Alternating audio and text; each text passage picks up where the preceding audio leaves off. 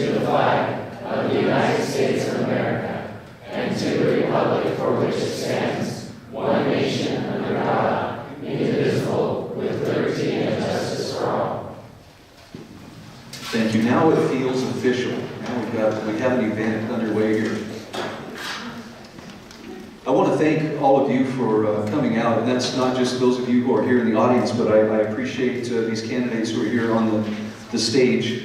There's a lot going on that you could all be doing tonight. There are other things that I'm sure would be more comfortable or more entertaining in the sense that you're just unwinding after a hard day. But you've chosen to be here tonight as what I presume is part of your sense of civic duty and maybe even a sincere desire to use your influence to improve the world, starting with your own community. The format that we're going to follow is going to be pretty straightforward. Thankfully, we have 3 candidates, so the numbers work in our favor. I thank all of you who have submitted questions. We will not be able to get to all of your questions tonight simply because giving each candidate a chance to respond, there will be an opportunity for rebuttal if another candidate wants to respond to their response. And we have enough questions here that, frankly, we could be here till midnight. Now, if we want to take a vote on that, we'd be happy to do it. But the time that we have allotted is until 8:30, and hopefully the questions that these candidates will be answering will give you a better understanding of the depth and breadth of who they are and what they stand for. We will begin with opening statements, and I know initially we had talked about having the candidates do 2-minute opening statements. Candidates would be okay with doing 90-second opening statements, and we'll give you a full 2 minutes for your closing statements at the end of the debate. Is that agreeable? Okay. So what we will do is we're going to start. I'm going to go ahead and just start in alphabetical order. And Carlton, that means you'll go first, followed by Alex, and then by Jon. Each of you will have 90 seconds to do an opening statement. I will be your timer, and with this handy little iPhone here, when you hear the timer go off, that means it's time to hand the microphone on to the next person in line. So let's begin with the opening statements, starting with Carlton Bowen. I won't start until that microphone's on. The bottom has a button. Just hold it for like a second, and it'll come on. There we go. Does this work? Okay, great. Thank you for coming out tonight. I appreciate you taking your time out, and I know it's because you take this responsibility serious, and it is a serious responsibility, so I thank you for that. My name is Carlton Bowen. I'm running for Utah House District 57, and I'm running to maintain strong, solid conservative leadership in our district. I feel like we've been represented well, and I want to continue to do that. A little bit about myself. I'm married. I have 6 children. 4 have grown up and moved out of the house. And married. I have 3 grandkids, which is awesome, by the way. If you don't have grandkids, it's really something to look forward to. And I have 2 still at home. I have a 15-year-old son, Jared, and a 17-year-old daughter, Becca, and my amazing wife is Linda. We are just at a great point in our life. So politics, rather statesmanship, has always been important to me. The Constitution is a priority. I've read it. I feel like I understand it. And I've tried to be involved in different ways to try to do my part to correct wrongs when I see them and to help make sure that things move along well. So we can talk about these things more as we go along, but that's a little bit about me. Okay, thank you. And I appreciate, I'll say it for the sake of the other candidates, just because you have a certain amount of time doesn't mean you have to use all of that time, so use your best discretion. Let's next hear from Alex Carter. Well, I'm Alex Carter. I was born in this district, and I've lived here, grew up here, and so it's been a lot to me to be as involved as I possibly can. I'm not a politician. I'm a mechanic by trade. I've worked on Fords for 13 years, so that's kind of my background, but I've always tried to stay as close as I could to the issues. I was raised in a household that we cared about what was happening in our state, in our country. My parents and my grandparents did a really good job of instilling certain principles into us as children. So we understood what it meant to be here and what responsibilities that came with being here. I've got 4 kids. I've got a lovely wife who's sitting up here, and they are the everything to me. They're my life. I'm running for a couple of reasons. I also am a conservative, and I want to see that the state moves in a principled conservative direction. And we'll talk a little bit more about what that means as we go along. Okay, next we have Jon Hawkins. Go ahead, Jon. Thank you. So I'm Jon Hawkins, and I'm running for House District 57 because I think we have an amazing community. We are businessmen and women, we're educators, we're friends, we're neighbors, and we all have different voices and ideas, but the one thing is the same. We're all affected by what happens at Capitol Hill. We need a statesman from our district to go to Capitol Hill to represent our voice. And I'm dedicated to listening to you and hearing your concerns and the ideas that you have. I can't promise that we'll always agree, but I promise that I will always listen and take your ideas into consideration as I take your voice to Capitol Hill and try to legislate on the best interests of our district. My goal is to bring the power back to our district, including its people, the people that I serve. So, a little bit about me personally. I'm married, I've got 4 kids as well. 2 of them are here tonight, 2 of them are dancing, so we're missing them. But we lived in Pleasant Grove for 11 and a half years, and we love it. All right, thank you. For the sake of brevity, too, I'm going to ask the audience if we can hold our applause till the end of the debate. There are going to be a lot of questions. I bet there's going to be a lot of good answers, too. You're going to want to applaud, but I'm going to ask you to hold it till they've all made their statements and their closing statements, and then we'll have I don't know, maybe a standing ovation. For the questions that we're about to ask here, many of these were submitted by email. A number of you submitted them here as you entered the venue. We are going to give each candidate 1 minute to answer, with a minute for rebuttal if either of the other candidates would like to rebut what's been said. And the more that we can keep it within that time frame, the more questions we can get through. There are some really great questions. So since we began with Carlton, Alex, we're going to go to you next, and I'll ask you guys to help keep me in line as far as whose turn it is with each successive question. We're just going to go right down the line. The first question that we have asks, what are 2 or 3 basic principles by which you live that would guide your decisions while in office?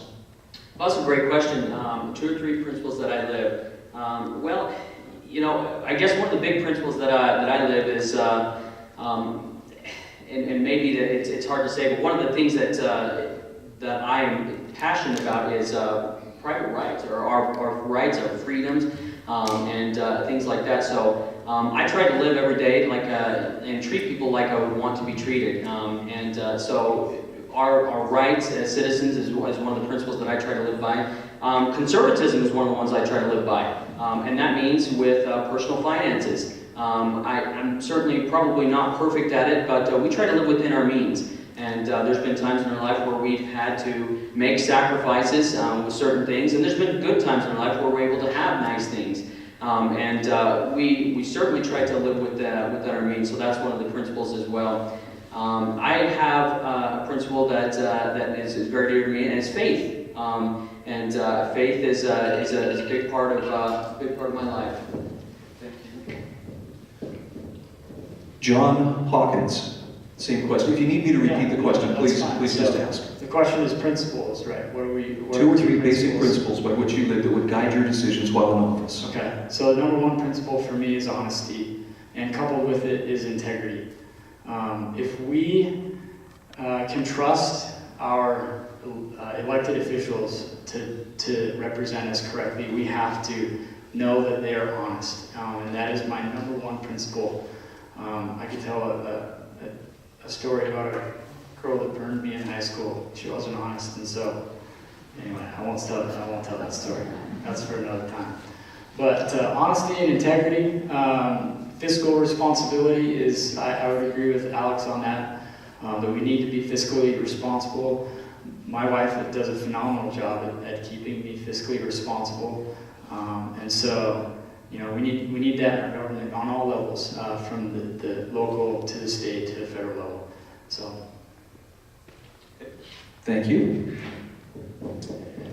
Yeah, so three things. I'm a fiscal conservative. I'm a social conservative, and I think that mutual respect's really important. So on the fiscal conservative front, I preach that politically. Let's not raise taxes. Let's not go into a bunch of debt. I served on the American Fork City Council for the last 4 years, was elected to that position, and I got elected to that position campaigning against a $20 million bond when we already had $56 million in debt, and the bond would have raised our property taxes. Thankfully, 70% of voters agreed with me on that issue, and the bond was defeated. But I'm like that in my personal life too. I believe in living within my means.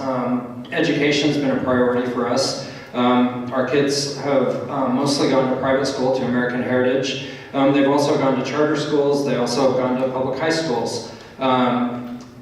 My daughter's currently at PG High. My son's at American Heritage. We love that there's options. We love that there's choice. As far as being socially conservative, I think it's important to stand up for our values. Marriage has been under attack. Families are under attack. Is that my time? It's done. Okay, and I'll talk more about the other ones later. Okay, at this point, if any of you have a rebuttal to make, you may each have a minute to rebut. Okay. Can I take my rebuttal time and just finish what I was going to say? Just I'll understand do that that real your fast. rebuttal will be subject to your rebuttal too. I think families are under attack, and so I think it's really important that we stand up for traditional marriage, and I've tried to do that. When the federal judge from Connecticut, here less than 6 months, suddenly rules that gay marriage is legal and it goes against our own Utah State Constitution, I took a stand on that. I reached out to the other councilmen and I said, hey, let's pass a resolution standing up for the Utah Constitution's definition of marriage. We've got to be willing to stand up for what we believe in. It's so important. And mutual respect, we can disagree on policy, that's going to happen, but we have to be respectful towards one another. Any of the other candidates have anything that they'd like to add? Okay, moving on to the next question, and I believe Jon will lead out on this one. Jon, tell us about your motivation as to why you are running for office. Great question. It's a question I've been asked quite a bit as I've spoken with delegates and as I've been out meeting with people in the district. I feel like there's been a divide in the district, even among the conservative wing of the community. And one of the things that I feel like I'm very good at is building consensus among people. And so I want to take that strength that I have, the talent that I've been blessed with, and bring people together to sit down and talk about issues. We may disagree, but that doesn't mean we have to be uncivil about things. And so one of the main reasons that I'm running is because I want to bring people together and talk and figure out what issues and policies we can take as a united voice to Capitol Hill and make a difference for our district. Okay, that same question now for Carlton Bowen. And could you repeat the question, please? Yes. Could you speak to the motivation behind what caused you to run? So I was not planning on running, quite frankly. And someone reached out to me the day before the filing deadline and said, hey, are you planning to run? And I said, no, I'm not. Why? And they said, will you? And I was like, well, I think Bryan's done a pretty good job. Why? And they said, well, he's not running again. And so that's kind of what got me involved. I'm pleased to run. I'm happy to serve. I'm pretty up to speed, I think, on what's going on and what's been going on, and I'm ready to jump right in and do my best. Okay, same question for Alex. Yeah, so, I've always thought that down the road we'd be doing something like this, but, given the last couple of months, some things started to fall into place for our family, and we saw that Bryan wasn't running again, and we decided, well, is there something that we could offer, maybe a little bit different, and give some option out there, and that's why we decided to get in. So, like Carlton, I got in at last minute and found out that the other two people running are fantastic people. I think there are some differences between us, maybe not huge, but some differences. And one of the things that I would want to do is to be a principled conservative voice. And there is values that I have and that I think could be valuable. There's lessons that I've learned in my life that I think could be valuable in this position. My goal is to be a representative of this district, and that means that I'm going to go and represent our principals. If elected, that's what I would do. And I would stand for our rights, for the rights that the Constitution guarantees. And I would want to make sure that the rights of the majority and the minority are not being trampled on. Okay, do any of the candidates have any rebuttal for this question? I promise you we have some questions for you. I bet there's going to be some. But... Okay, if not, we'll move on to the next question. And Carlton, I believe Carlton will lead out on this one. Carlton, could you name for us one or two things you would like to change about the status quo, or for that matter, do differently than what past representatives have been doing? Well, I'm against tax increases. I've agreed with Bryan on most things. This gas tax thing, I wouldn't have supported that. I'm not saying that, but I'm against a constitutional convention. I believe that the Conference of the States is just a constitutional convention in disguise. And this is probably something that most people don't even know about, but there's two ways to amend the U.S. Constitution. One is the way that's always been used for the entire history of our Constitution, and that's to pass an amendment by Congress and then the states ratify it. The other way is for the states themselves to call a constitutional convention. It's extremely dangerous. That's how our original Constitution came to pass. And if we had the same caliber of men and inspiration and could produce an equally worthy document, that would be fine. But I don't believe that's the case. I think it would basically destroy our Constitution to have a constitutional convention. And the Conference of the States is that. So that's something I would have disagreed on. But I think generally the Hill's been doing a lot of things. I like that they are trying to protect parental rights and advocate for state access to our lands. Okay, thank you. Same question for Alex Carter. Do you need me to repeat it? Yeah, I believe you said something to the extent of what things would I do different? Yeah, could you name one or two things that you would want to change about the status quo, or that you would do differently? Sure. than So what past representatives? I'm a friend of Bryan's. I think I am anyways. I hope so. But, and I thought he did a pretty decent job. I don't know that we would align 100% of the time. We're probably pretty close. A lot of the things that are going on are good in Utah, which is fantastic. We've got a surplus right now, and that means we're doing some things right. There's some things that worry me, however.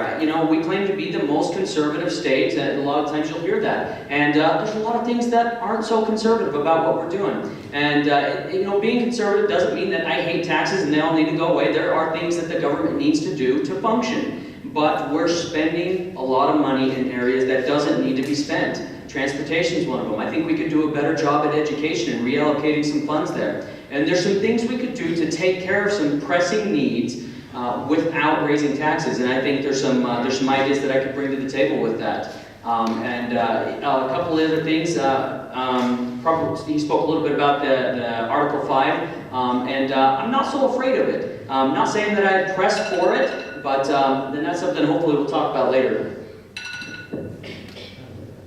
Okay, Jon Hawkins, do you need me to repeat the question, or? Why not? Okay. What are one or two things that you would want to change about the status quo, or for that matter, do differently than what past representatives have been doing? Okay, so I don't know Bryan very well. I met him the other night and had a nice interchange with him. One of the things that I do know about Bryan is that he has been a very good voice for conservative values in the state. I don't want to change that necessarily because I think that we all have conservative values that we live by. One of the things that I would want to do is work with a lot of the other legislators on the Hill, as well as the community leaders that we've elected, and members of the community to take, like I said earlier, our voice to Capitol Hill and rally around our community to do what's best for our district and for the state. Okay, will there be any rebuttal from any of the candidates on this question? Okay, next question. And we will be starting this time with Alex. Alex, where do you stand in regard to SB 54? Would you plan to expand, alter, amend, or repeal SB 54 while in office? Well, that's a great question. SB 54, the first thing that I do looking at this is I apply principle to it. And the principle, in my view, is that regardless of how we feel about the convention, regardless of how we feel about going to a primary, whatever your feelings are, my objection to it is that I don't believe the state has the right to tell a private entity how they can choose their standard bearer. And so I'm not in favor of SB 54 for that reason. Now, if the parties want to get together and decide on a different path, I'm completely okay with that. But personally, my opinion is the caucus system works well, and I love it. But if the party changes, so be it. But on principle, I can't support it. Would I believe you said, would I introduce legislation to get rid of it, or? Expand, alter, amend, or repeal? I would go for a repeal of it. And on that principle. Okay, Jon Hawkins, same question. Yeah, so I'm the only one up here that gathered signatures. And I'm obviously here tonight because I'm going through the convention system as well. SB 54 allows for both routes, and it's an inclusive bill that I have obviously supported because I'm doing both routes. I believe that the more opportunity we have to get people involved in the election process is a winning opportunity for us all. And that's what SB 54 means to me. As I've gone out and knocked on doors and gathered signatures and had a host of volunteers helping me gather signatures, we've talked to a lot of people in the community that haven't been able to be involved in the caucus system because of one thing or another. And so to be able to talk to them and take their voice to the legislature, I think is a very valuable opportunity. Could you give me a 10-second warning too, please, Bryan? Sure. If you see me hold my finger up, that'll... Okay, that's perfect, thank you. Do you need the question repeated? No, I'm good. So the caucus system is amazing. We have a wonderful system. It's served us well for over 100 years. SB 54, if you don't know, undermined the caucus system by allowing people to basically bypass the convention. What you're doing tonight is representative. It's not just, one little neighborhood that determines who those delegates are. They're spread out throughout the county, throughout the state. You have thousands of delegates that gather, and they were all selected by people in their neighborhood. It's representative, and it's wonderful because you come here, you take the time, you do the homework, and you have a way better understanding. With SB 54, it's all about who spends the most on ads. You've basically removed the voice of the grassroots, and you've empowered financial interests. And whoever spends the most on ads, because most people pay money to gather signatures, and by the way, the people that got SB 54 passed are involved with that business.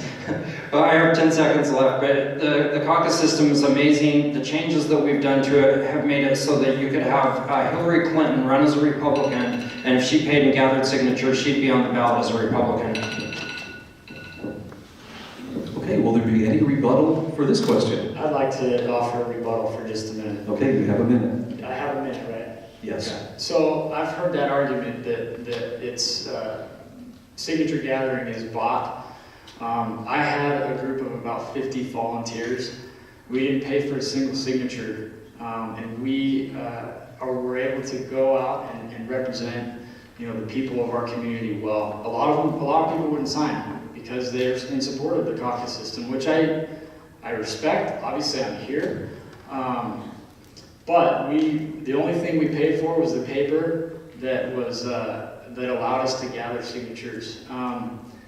I believe that, as I mentioned earlier, as the more people we include in the election process, the more we win. And to me, SB 54 is an opportunity. It's not perfect, I understand that, but it's an opportunity for us to gather influence where we can, where people can't come to the caucus night because of family obligations or travel or whatever.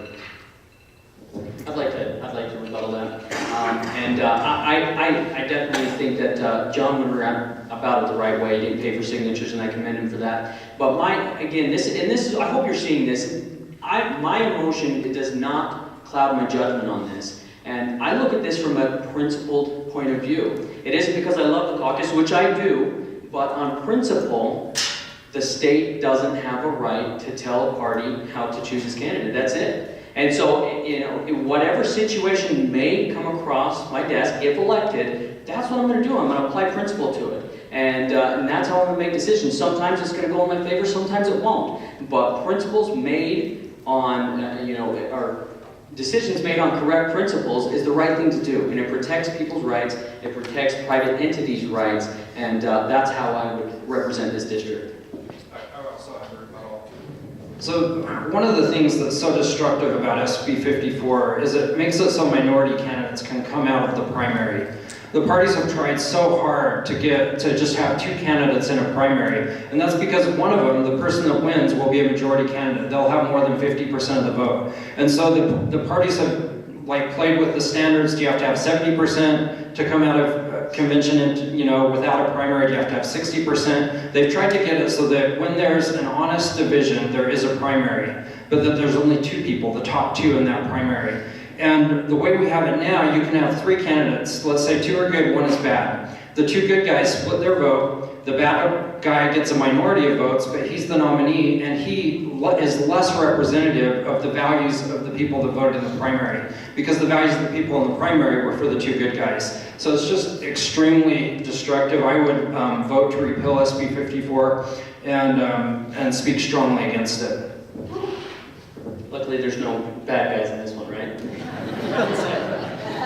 Now it's a debate. This is good, gentlemen. Thank you. By the way, is it helpful for you to each have a 10-second warning? Do you want to know when we're getting down to the wire? Okay. Normally I just say, watch for the sweat to break out on my forehead. It's already rubbing out up here. Okay. then it is a good debate. Yeah.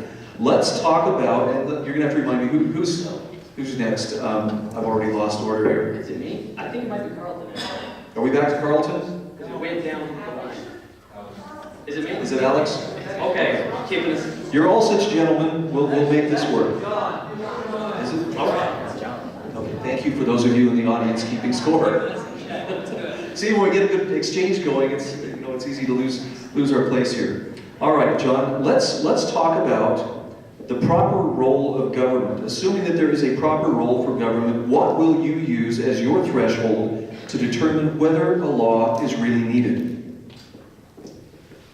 That's a really good question. I think the proper role of government is to provide security and tranquility and services to its people. I believe the government does provide value. I think the government can get too big, and I think we see that in some of our federal government right now. But I believe that the government gives us an opportunity to have standards that we live by and procedures that we can obey. Traffic lights, for example. And it's probably the simplest, example that I can think of. But the government provides traffic lights for us, right? And if we don't have traffic lights, there's going to be a lot of people hurt. So the government is there to protect us, to serve, but not to be everything that we have to sustain our lives. Okay, I believe the mic goes back to Carlton now.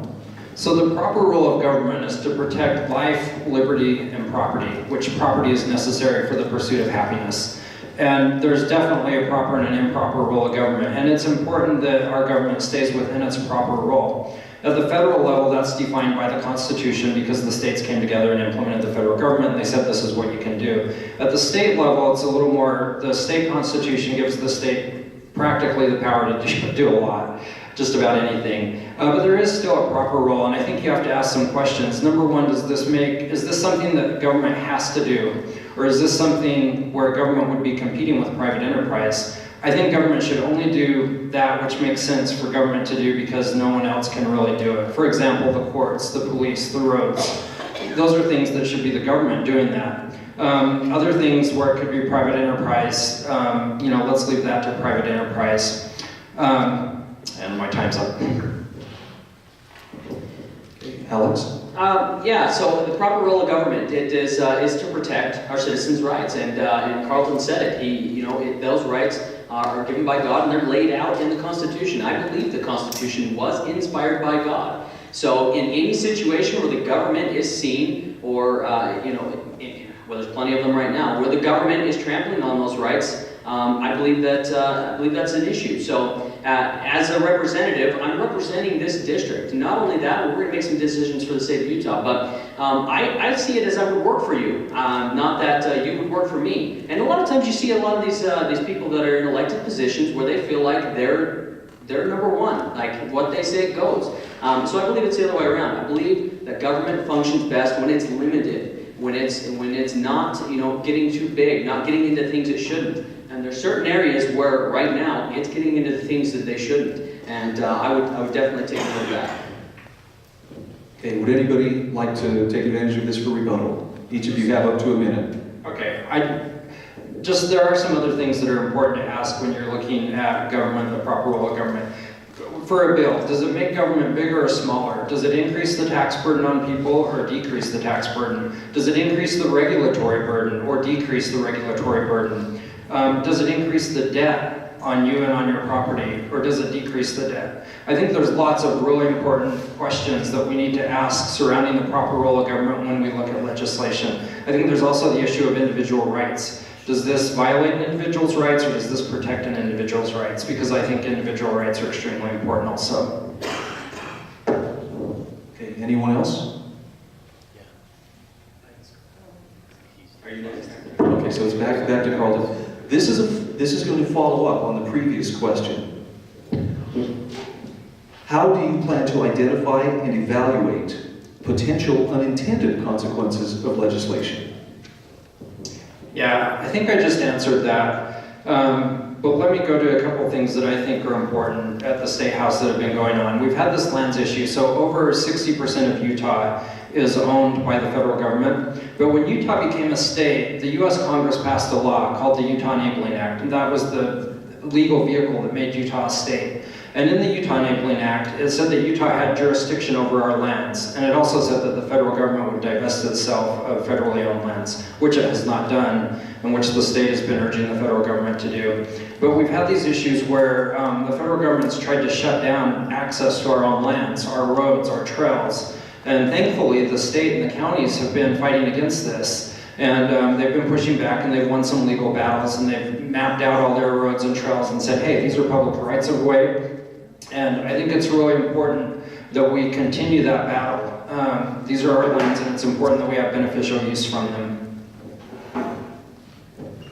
Repeat again. It's How do you plan to identify and evaluate potential unintended consequences of legislation?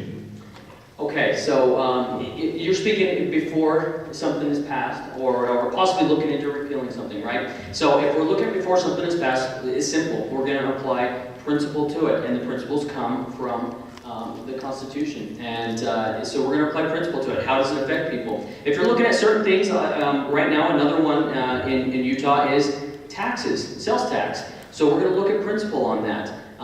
Internet sites, they don't have to charge sales taxes that the brick and mortar stores do. So we've got an issue there, and we're going to have to look at this when we're as we move forward, because a lot of sales are happening online, and a lot of people feel that that it's hurting our local businesses. So we look at that on principle. How is it going to affect people, and what we need to do moving forward? And I've got some great ideas on that.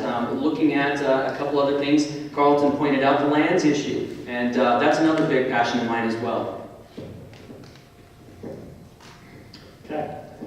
So I currently serve on the Public Roads Planning Commission, and we have a lot of things that come before the Planning Commission that impact our city, and it could impact our city in a negative way.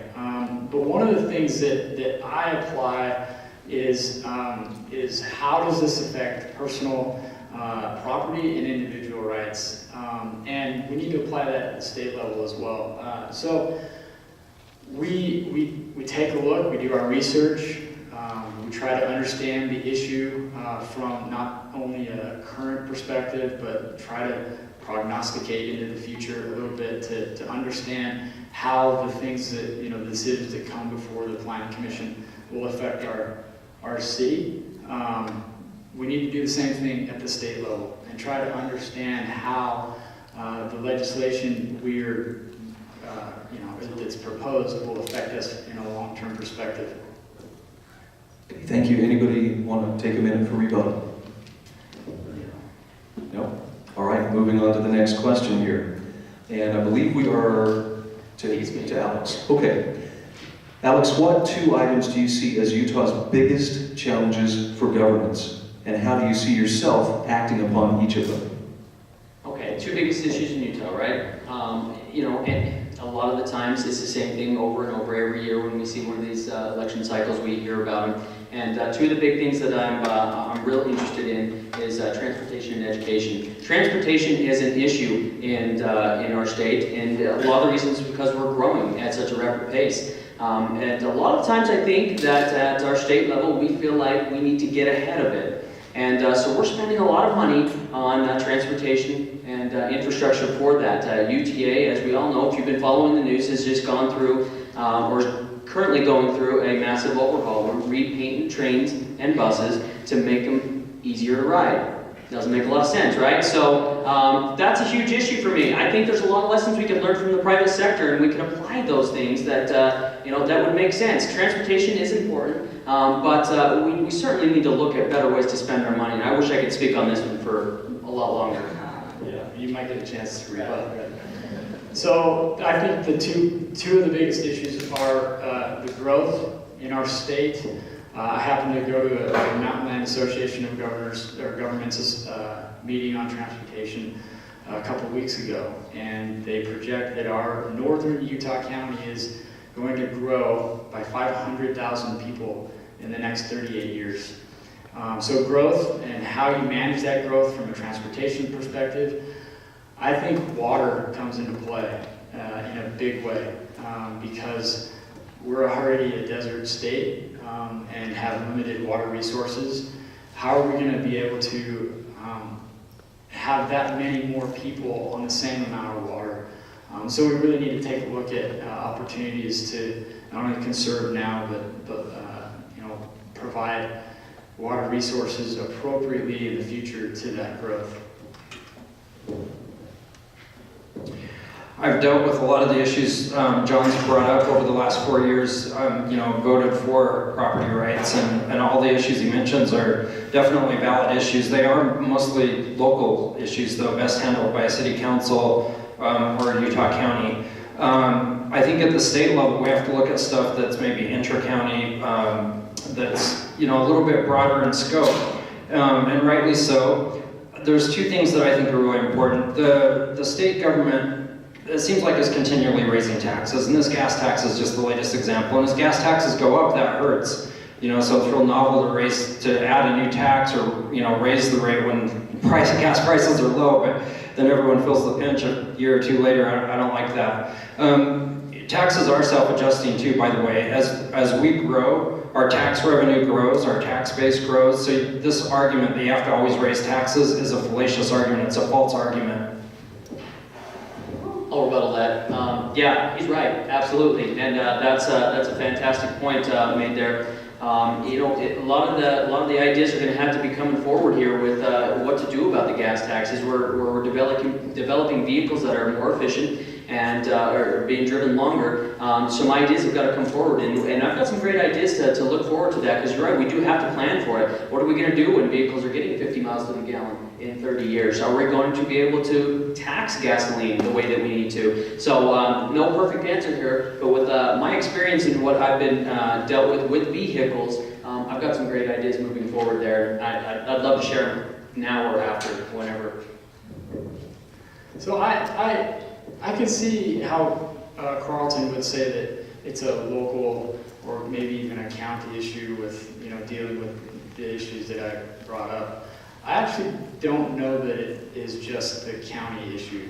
If you look at transportation, one of our biggest things with transportation is the interstate, right? I work in Lehigh off of SR 92, and it is a pain to get home. If I don't leave by 4:30 every day, then I don't get home for an hour, right? It's 11 miles away in Utah County. And so, I don't know that it's just a county issue, that transportation is just a county issue, or water rights are just a county issue. I think the state can play a major part in a lot of those things. Okay, Carlton, you actually have a minute if you'd like to take a minute. Yeah, I mean, there's some state role, right? We define water rights, and Timpanogos Highway is awesome, SR 92. It saves so much time from my commute. And there's lots of state roads. 100 East in American Fork, Canyon Road, I think is Utah County Boulevard, I believe receives state funding. State Street, Highway 89, which a lot of us use, is a state road. At the city, we really benefited from the state funding those road improvements, which is great. Education is also an issue that always comes up at the state level. It's really important. I would like to see a scholarship tax credit so that when, grandma or whoever contributes to their child's, their grandchild, or it could just be someone they don't even know, to their education, they can get a little bit of a tax credit when they go to pay their state income tax. I think that would ease some of the pressure that we seem to have year after year on funding for education. We would grow that pie by bringing in some voluntary private dollars and by matching just a percentage of that with state income tax scholarship credit. I'd like to rebuttal that. I think that is all the rebuttal for that particular question, but I believe John takes the next question. Rest easy though, because the next couple of questions are going to be along the same line. Growth is obviously going to be a major issue here. So John, we will start with you. What measures would you support in the legislature to ensure clean air and clean, adequate water as Utah County triples in population over the next 40 years? So, like I mentioned, I work out in Lehigh. I work at a company called Workfront, and we make I promise I'll get the point. We make a work management software that allows people to efficiently work and understand what's going on within their organization. One of the things that we've found is that more and more people are working from home on a regular basis.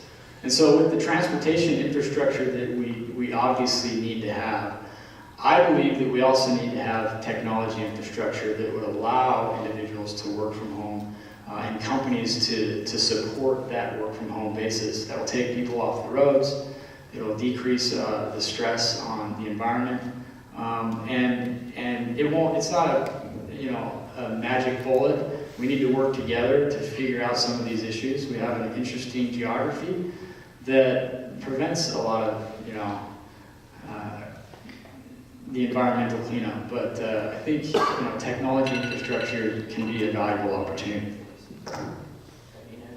Actually, Carlton next.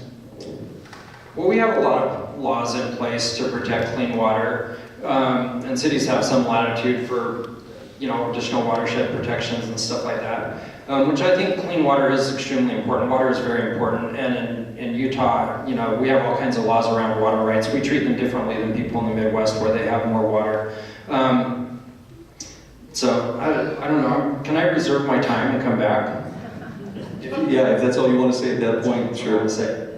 Okay, Alex, same question. Okay, so the question was, we're talking about clean air and clean water. What measures would you support in the legislature to ensure those things? So I don't know that there's anything else that needs to be done with water being clean. I think it's pretty decent, and I'm certainly open to if there are any issues. But the supply is definitely an issue. Clean air is an interesting one, and I take a special interest in this because of my background in the automotive world. And let me tell you, 13 years ago, cars were real different than they are today. And it may not seem like I'm driving them. Hopefully it does. I think they've been getting better. But the amount of emissions control devices that are on them and the way that they function and the clean emissions that are coming out is very impressive. So I think that we allow the private sector to do what they're doing best. They're getting better. And the competition in that market, because cars are the problem with our air, the majority. And I think we allow the competition in that market to continue to allow vehicles to get better. So legislation moving forward, I don't know. I'd have to look at it pretty close because I think the private sector is doing a good job of it. And I'm out of time there. So Can I have my 30 seconds back?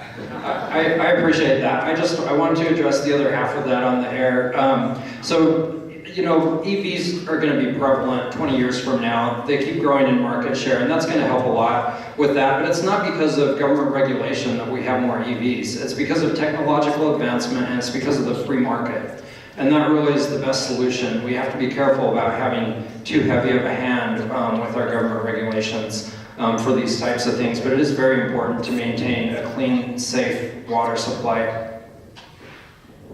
Okay, would either of you, either Alex or John, want to rebut? Okay, so we're going to follow up then with yet another question. I believe we're back to Alex, right? Okay.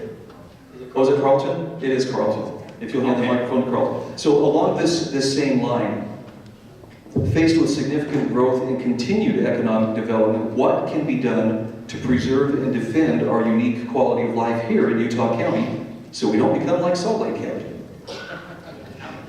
Well, thankfully the lake's there limits it a little bit. You know, there's going to be growth, and that's just the way it is. I mean, I don't know what else to say about that. I mean, we do what planning we can, right? That's done through different groups here in Utah County. There's MAG, there's the county itself, there's each city that does their own planning. They have their master plans and stuff like that. But the reality is there's going to be growth, and I don't think it's all bad, but I do love that I live across from a farm, and I love that there's still some open spaces, and I love that we're so close to the mountains and that we can go recreate in the mountains. I think it's really important that we maintain our access. I would actually like to see the road improved going up AF Canyon. I think maybe put a bike trail in there that's separate from the other road and stuff like that so that people can continue to enjoy it. But again, that's a county issue. I just wanted to, with my time, rebut also real fast. We have experience with public utilities. We'll actually give you a chance to I'll do my rebuttal, but yeah, yeah, take thank that you. chance to speak to this question. So Alex, do you need the question repeated? I believe it's how not to become Salt Lake County. Yeah, pretty much. Listen, Salt Lake County's got a lot of great things going for it, so, but there are some issues that are going up there, and I think if you look and see what kind of laws and what kind of government we have going on up there, I think you're seeing that a lot of it is moving a little bit away from conservative values. So the way to not get those issues to come down here is to keep Utah County conservative. And I think that that's best done with a representative who has a principled mindset. So if we and I understand that, I guess you could catch myself here, I would represent not only the district, but a lot of what I would do would be for the state as well. So some of those things need to be on a county level, but I think having a strong conservative principled voice in this district is key. And when we start to allow private, or private property rights, things like that, and constitutional rights to be trampled on, that's when you start to see these other issues that trickle in. So that's one of the key points there. Bryan, will you repeat the question? I know it's about Salt Lake County. Okay. I'll try not to make this sound as harsh as it could sound. Faced with significant growth and continued economic development, what can be done to preserve and defend our unique quality of life here in Utah County so we don't become like Salt Lake County? So to me, that question is more about the quality of life here in Utah County. I drove last night up to Salt Lake, and it was a mess. There was an accident on the freeway, and it really, I mean, for people trying to commute home, either direction, that really damages their quality of life. I believe that a lot of the things that we can do have to do with transportation and infrastructure. They have to do with the environment. They have to do with allowing or providing opportunities for people to work where they feel they can, and enjoy the trails and the hikes that we have so close to us. One thing that got 10 seconds, that I think we are missing in Utah County is the Utah Jazz. I love the Utah Jazz. I wish they could move down here. So anyway. I got a rebuttal to that. John, if you say anything about the game that's about to go on or ruin that for me, that's going to be a problem. Right, okay, good. So one of the things I want to point out here, and I hope what John is saying is that we're not going to use government to impose any sort of regulation that's going to force a certain way of life. That's what I'm concerned about. And I think that's the problem with Salt Lake County, is the government and the way that they've kind of moved in that direction. And the more and more you get into that intrusive, overreaching government, that's when you start to see the quality of life coming down, and you start to see the issues that come up. And there's a lot of things that could point to that. So I hope that's what John's going after here. We allow our values, we stand for our values, we stand for our principles, and we allow for people to make choices. We allow agency. And that's important, that's key. I know Carlton had a rebuttal. Yeah, I mean, ultimately, what determines our great quality of life, and it is great in Utah County. I love it every time I come over the point of the mountain because I work in Salt Lake. But whether you live in Salt Lake County, Utah County, Juab County, Davis County, what makes our communities great are us living our values. It's the people that live there and the way we treat one another and the things that we have in common. And when we don't have things in common, that we still respect other people's rights, you know, to be themselves also. So we really do have a great. Yeah, so just to kind of tag team on that, I'm not talking about regulation, but more about opportunities, you know, providing or educating businesses about opportunities to provide, you know, quality of life things for their, you know, benefits for their employees. To me, one of the very most important things in my life is my family. That's why I don't want to go to Salt Lake County. I worked in Salt Lake County for a year or so, 2 years, and it was tough. You know, I had a young family at the time, and they're not much older now, but the ability for me to get home, if I leave by 4:30, within 20, 30 minutes is a major quality of life benefit that I have. And we need to protect, you know, those opportunities to, you know, not regulate, but not necessarily incentivize, but provide education and opportunities for businesses to do that. I think it's you. Who is it, John? I think we're to Alex now. All right, somebody brought up sports, so I'm going to go ahead and ask this question. What are your thoughts regarding the public subsidization of professional sports arenas? Well, I love the Utah Jazz, and I'll lay that out there. But I don't like it, and here's the reason. Not everybody likes sports. So when you're using somebody's money for something that they don't necessarily enjoy or want to do, that doesn't seem right to me. You know, and I do like sports, so you know that seems like something that would be great, fantastic. But you know, one of the subsidies that's been a hot topic recently is the golf course here, and you know, I don't golf. And so subsidizing that is a concern. It's certainly an issue to me. Not saying that people shouldn't have the right to golf, but if a business or any sort of organization can't function, they need additional money. Yeah, that's the free market, and that's tough. But you know, that's the way that I look at it. You got to apply that principle, and that's where I would come in. So I'm going to echo Alex on this. I love sports, and by the way, we're teaching you how to golf this summer. So, because I love golfing, I grew up golfing. But I don't think it's proper for a private entity like a sports team to profit off of citizens in the community, unless those are for ticket sales or jersey sales or whatever. Not a tax on the community. I'm not in favor of that. It's a private entity, and it should be treated as such. I'm opposed to the public subsidization of sports venues. You had it with the Jazz downtown. They basically used eminent domain to take the land for the person. They paid them $1 for the land that the convention center's on, which led to a bunch of business owners downtown organizing into the Downtown Alliance, which has been a good thing. They actually stood up for their rights.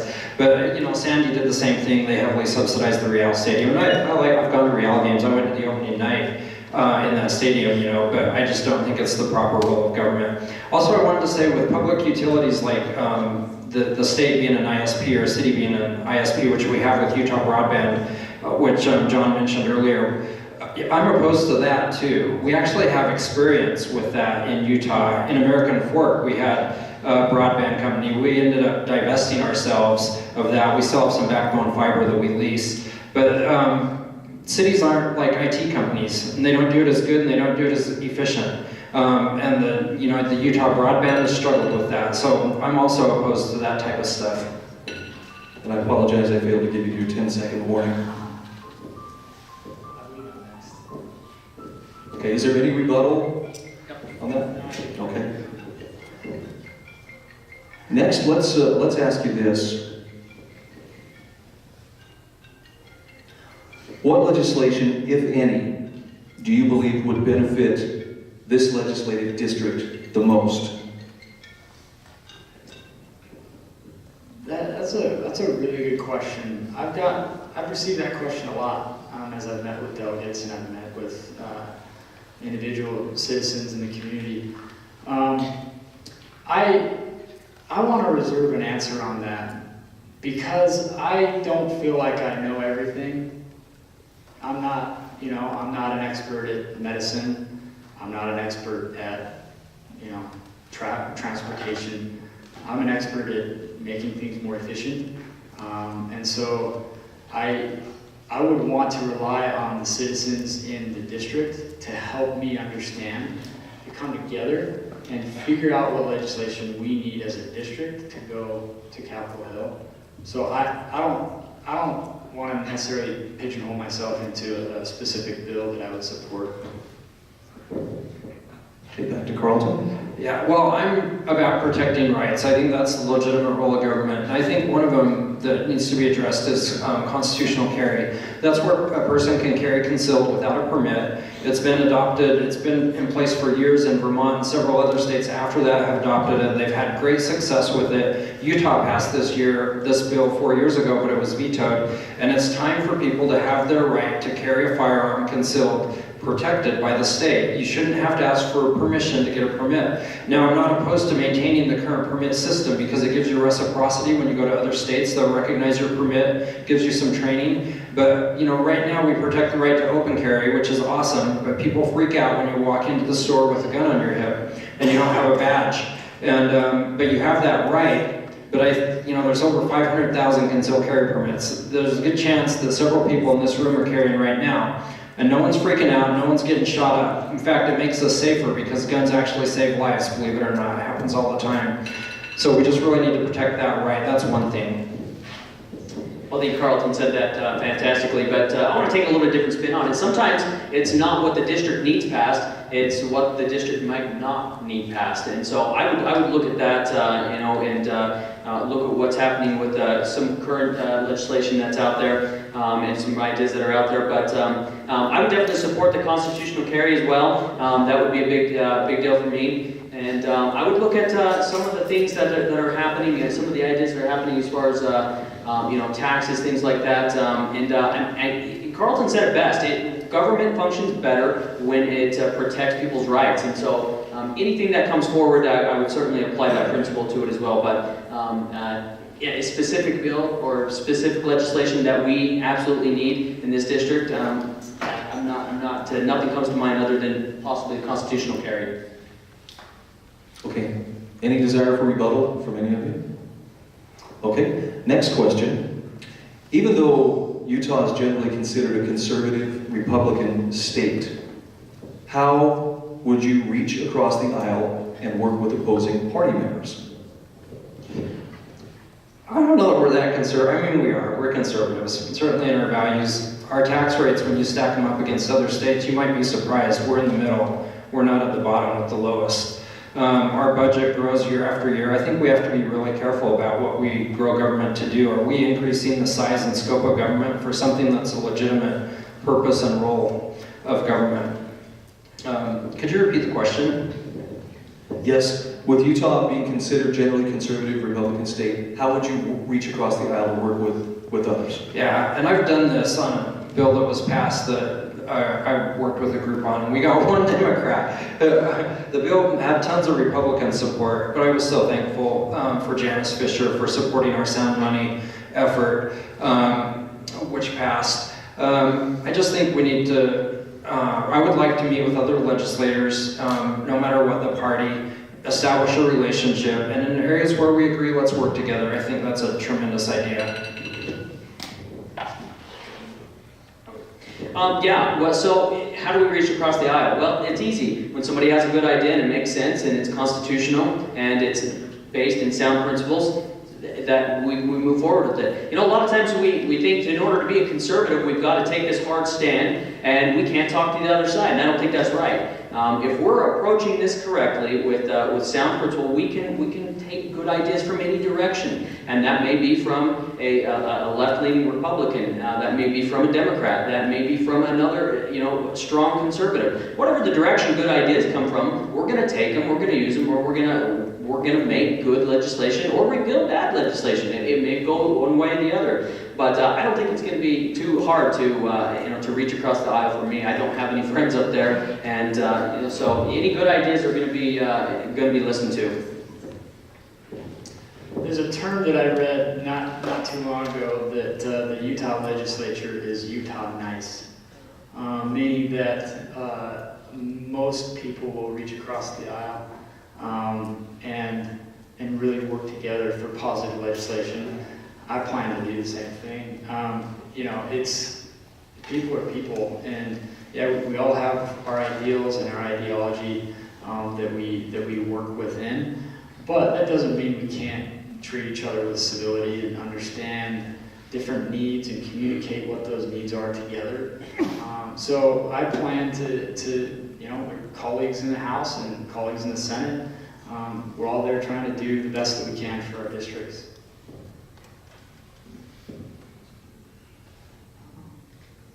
Who's keeping score? Are we back to John? Is it Alex? Okay. All right. No rebuttal? No. Okay. All right. Let's do an education-based question for you. What experience do you have, or what understanding do you have that would enable you to address education needs in office? Okay. What experience do I have? So, I went to school. I went to the public schools, and so that's the experience there. Hey, I'm a mechanic. That's and a lot of people might think, well, that's something that doesn't require a lot of education or anything like that. But they'd be wrong. There's continual education that's required to be a mechanic. So I guess what I'm trying to say is, education is hugely important, and we're blessed in this state. Can I just say, we are blessed. I don't have to worry about the teachers that my kids are being taught from down in the local elementary school. They're great people, and they've got great values, so we're blessed in that area. So one of the things that I would want to do with education is, I hope this answers the question, is we need to get the people making decisions about our children, we need to get them making actual decisions. Oh, I said that wrong. We need to bring the power, the decision-making power, closer to the child. I don't think that the government, a big overreach, is necessary there. We need the children closest, the teachers closest to the children making the decisions. I can't talk, I apologize. Will you repeat that real quick? I know it's about education, but I want Yes. to What experience or what insights do you have that would enable you to address education needs while in office? So, like Alex, I went to school. I was educated here in the Alpine School District. I went to Orem Elementary and Lake Ridge Junior High and Mountain View High School. I then went on to Brigham Young University and got a bachelor's in communications and public relations. And then I went back. I'm a glutton for punishment, I guess. I went back and got an MBA. And those education experiences have helped me understand how important education really is. My wife and I, mostly my wife, are very involved in the PTA at our children's schools, and we communicate on nearly a daily basis with our children's teachers. And like Alex said, we need the decision-making capability as close to the teachers as possible. So. I think education is extremely valuable for our students. Well, education is a very serious thing, and it's a big part of what the state funds. What experiences do I have? So we raised 6 children. The public schools, we think they're great. You might be surprised at what's being taught. I mean, the founding fathers, forget about them. They weren't good guys, they were bad guys. Some of the gay lifestyles, you better embrace that. Even recycling, man, you're an evil person if you don't recycle. We have to really be careful about what we teach our kids. I think some of us might be really surprised. But we were always concerned that public prayer was taken out of, the prayer was taken out of the schools. We homeschooled several of our children. That gave us great background. It was a great experience. It was a serious responsibility. When our kids got older, my wife wanted to put our daughter in American Heritage, which we were fortunate to be able to do. And we've had several of our children go through American Heritage, and that's an awesome experience, a great school. And now with online learning, oh my goodness, all kinds of opportunities abound. We've had our kids go to public schools, PG Hyde, AF Hyde, and other public elementary schools at times. I'll rebuttal that if that's okay. I hope we're... Okay, so I take a little bit of issue with that, and I didn't expect to, but I disagree. I think that in maybe the grade levels, in the universities, you're going to have some left-leaning people that are teaching that kind of ideology, but in a public school setting, I really think Utah's got some decent teachers, and we ought to treat them a little bit better and give them a little more respect. And there might be some out there that have a left-leaning agenda, but for the most part, the ones that I've met and talked to, they're decent people. And there's some ideas that I could implement if we could get some like-minded people together to treat these people better, pay them better, and it doesn't involve tax increases. That's the best part about it. We could reallocate some funds, and we could get these people treated better, and I think they deserve it. So I want to add on to that because I think you're correct. I met with the parents involved in education probably a month ago, and we had a really good conversation. One of the individuals that happened to be there was the principal from Linden Elementary. Her name's Kate Ross, and she's extremely innovative in the way that she administers in her school. She talked about the fact that in Utah, on the books are so many mandates that teachers have to abide by, but there's no funding for those mandates. So for example, the WPU, it's a weighted pupil unit that is the spend for each pupil in public schools. That is supposed to go directly to the teachers for their classrooms, but the mandates are so heavy that some of that WPU is going towards transportation and paying for buses, which it's not supposed to be doing. Okay, so we need to be really careful about mandates. Carlton? Yeah, so I didn't say anything negative about teachers. I was talking about the curriculum. And there is stuff in the curriculum that we just aren't aware of, and it's crazy when you run across that, which we have. But I wanted to talk about, I'm against Common Core, okay? So Utah adopted Common Core. So we already have people outside of our state, outside interests, not us, not our parents, not our local educators, who I agree do a fabulous job and work really hard. And we, overall we do pretty good. I mean, our scores are good, especially for the spin. But we already have these outside groups. They're basically dictating to us in a lot of cases what methods we can use, what curriculum we're going to teach, and ultimately they're gathering private data on our students so that they can basically catalog them and sell their data as the students grow up and put them in a certain box, for the rest of their lives. They're harvesting the data and the privacy of our students, and I'm opposed to that. And that's just one piece of Common Core. So that's where I'm at on education. All right, I have two more questions for you, gentlemen. And let's see, are we to... Alex, did you go first last time? Okay, so we're back to Jon. Because of the way that this legislative district is drawn up, concerns have been expressed that a candidate may be tempted to represent the city more so than the people of that legislative district. What would you do to ensure equity in your representation? So one of the things that I've already done is reach out to city councils and mayors in both cities to understand the issues that they're faced with, to understand their constituents. Obviously, living in Pleasant Grove, I have a little bit more understanding about Pleasant Grove. But I reached out to Mayor Frost and council members in American Fork and really tried to leverage their understanding of their constituents and the issues that they face in American Fork, as well as here in Pleasant Grove. And I plan to continue to do that. I feel like I've developed a solid relationship with both city councils and mayors, and I value the input that they can provide for our district as a whole. Carlton? you know, it goes without saying, those relationships. And I know the AF City Council is pretty good. I've lived in Pleasant Grove. I was in Jolie Huggard's ward for several years, and we have friends there, and we love it. I currently live in American Fork. There's two precincts that are part of American Fork. But you know what? This is a Utah State Legislature role, and I'll represent everyone in the district, and it's not about city issues. It's not about county issues generally, except for when it involves other counties. It's about state issues. This is a state-level office. And I will seek to bring the principles that I stand for and that I believe my constituents, if you elect me clearly, it would be that you agree with those principles. I will bring those principles up to the Capitol, to the Utah State Capitol, and I will do my absolute best to represent our district extremely well with good, solid, conservative representation.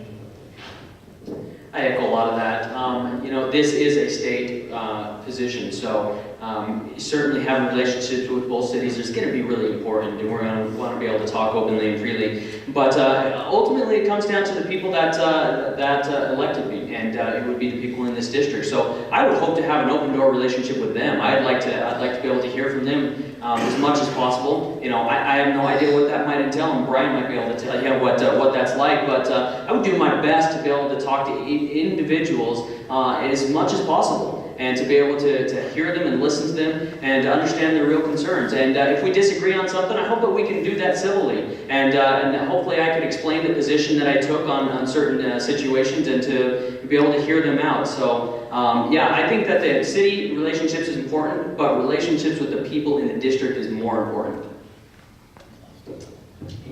Yeah.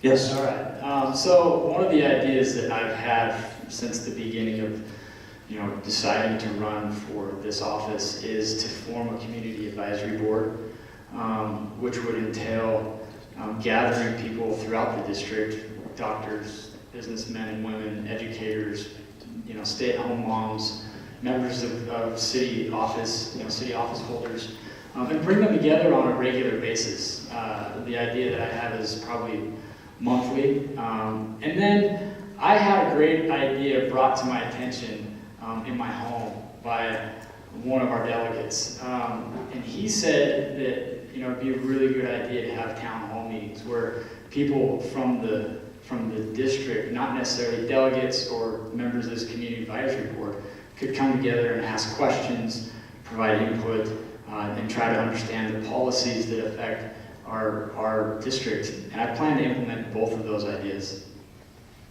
Okay, either of you have rebuttal you'd like to offer? I have a quick rebuttal.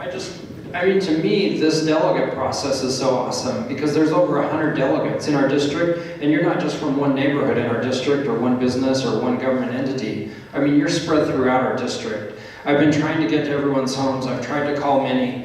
I've met many. I'm handing out these cards with my cell phone number on it and my website, but I just want to be accessible. There's so much benefit that comes from hearing your perspective, and I would like to communicate with you also. So I view my constituency as you, the voters, and and I'll vote based on principle, but I love and welcome input and perspective because we don't always see everything, we don't know everything, and it's crucial that we have that communication. Okay, and I think we're back to Carlton, is that right? Okay, this is the last question for each of you. Would you describe in your own words what you understand the responsibilities of the office for which you're running to be? Yes, so this has gotten long. Fun as it though may be, I mean, if it's getting long for me, it's got to be getting long for you. But so we have three branches of government. The executive, the legislative, and the judicial. And this is a legislative role. And so part of that is oversight of the executive and the other branches of government. Part of it is funding, but primarily it's making the laws. So the executive branch is supposed to enforce the laws, the judicial branch is supposed to interpret and apply the laws, but this is a lawmaking, a policy-making, rule-making, if you will, as much as I don't like the word rules, but it's a body. And so it's important that we have people up there that are going to make good rules, that it's going to be best for our communities, for our district, for our state. And that's how I view the role, and that's what I'll strive to do. Okay.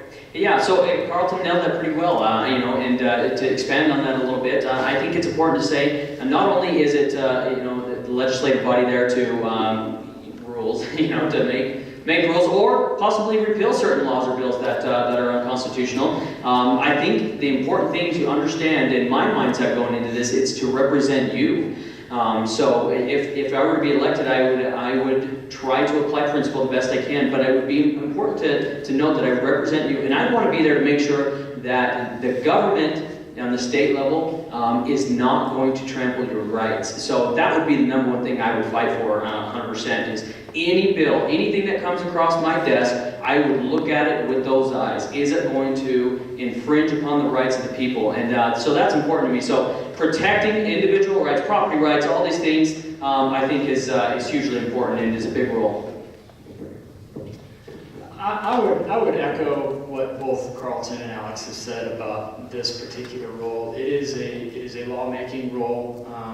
I believe that, as Alex said, we are elected to represent our constituents, which is why, as you've heard me repeatedly say, I want to be with constituents and meet with them regularly to understand the needs and the issues that we're facing as a community and as a district, and take that to work with other legislators throughout the state and draw up good laws that affect us positively. I look at I can see, I've got a direct line to my little boy right there.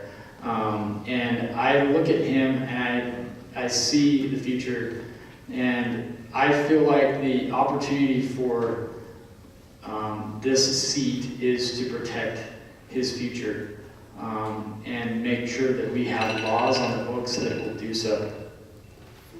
Okay, thank you, gentlemen. Now we will go to your closing statements, and we'll start with Alex, then John, and then Carlton. You each will have 2 minutes. Give me just 1 second here. I'm going to reset my timer, and Alex, we'll begin with you. Well, thank you for being here tonight. That's the first thing I want to say. And thank you, Carlton. Thank you, John, for being here. It's been fantastic. And also, Saturday can't come close enough. And I'd like to thank you both for the way that you both ran the campaign. It's been kind of short, but it's been taxing.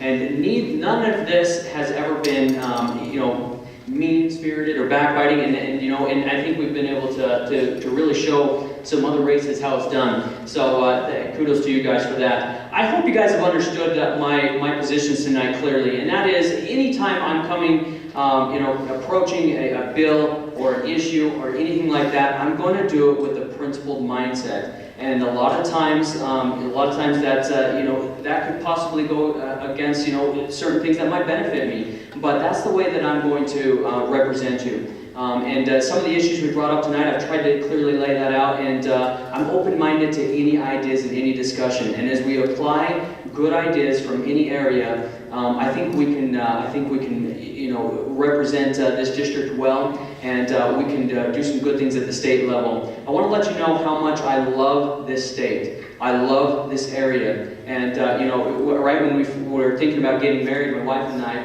I believe somewhere along the line she asked, "Would you ever consider moving?" I said, "No, absolutely not." And it's not because there isn't other great areas of this country. There are, but this is home to me. It's been home for so many years. Both sides of my family have been here for a long time. The Carter name is Pleasant Grove, so I have no issues with any other area, but this is really a true love for me, this county, this area, and I hope you see that in everything I said. Thank you again for being here tonight. I want to stand and applaud for that, but it's my turn. So, I want to echo what Alex said. This has actually been an interesting race, not from the fact that we've been at each other. When I found out that they were both running, I picked up the phone and called them. I didn't get a hold of you, Carlton, so I apologize. But I got a hold of Alex, and he said to me, I was going to call you. And we talked about the race, and we talked about the opportunity to get to know each other. And I feel like we've been able to do that. We're all Republicans in here. We all have conservative values, and we want fiscal responsibility in our lives and in our government. We want transparency. And I consider myself to be a solutions-driven person, a solutions-driven Republican. I will take the time to listen to your thoughts, your input, your ideas, so that we can take the best solution. I'm not an expert, as I mentioned, in every field. Ask my wife, she knows. But I will work to build a consensus in our community, in our district, and among my constituents, and among my fellow legislators to bring good ideas together. We need to be inclusive of one another. We have good Republican conservative values that we live by in every aspect of our life. And we need to come together and take these good ideas to our state capitol so that we can legislate positively for our future and for our, for now as well. So. Thank you for being here tonight. This is a great process. It's a tremendous process. I'm